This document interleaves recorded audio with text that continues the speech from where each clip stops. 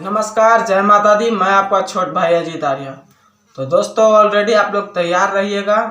हम आज लेकर आ रहे हैं एक न्यू रिएक्शन वीडियो स्टेज शो, खेसारी लाल यादव और काजल राघवानी। तो चलो ज़्यादा टाइम ना गवाते हुए वीडियो को स्टार्ट करते हैं।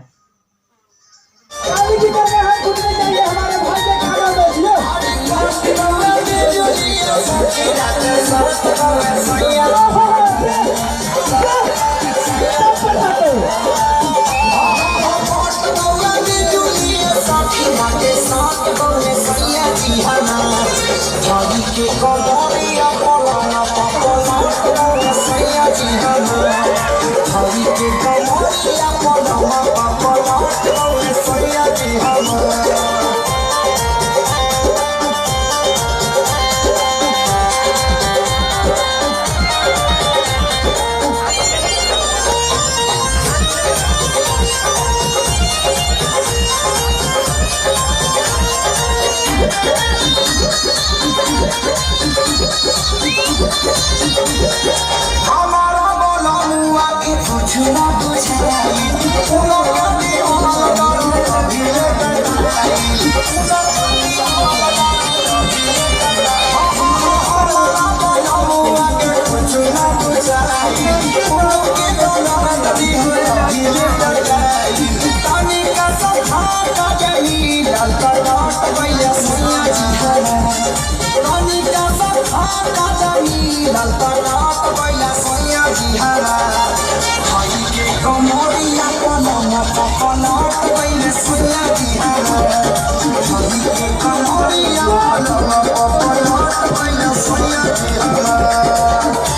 दोस्तों, इस वीडियो को ज़्यादा से ज़्यादा शेयर कीजिएगा। न्यू स्टेज शो है खेसारी लाल यादव जी का और काजल राघवानी का।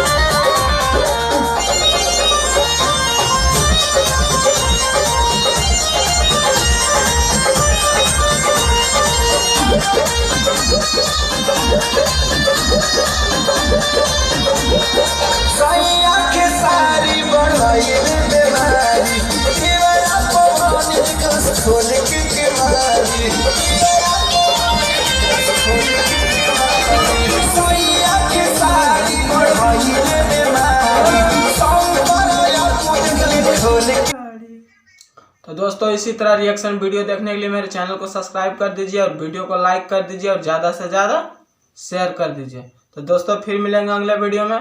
तब तक जय हिंद, जय भारत।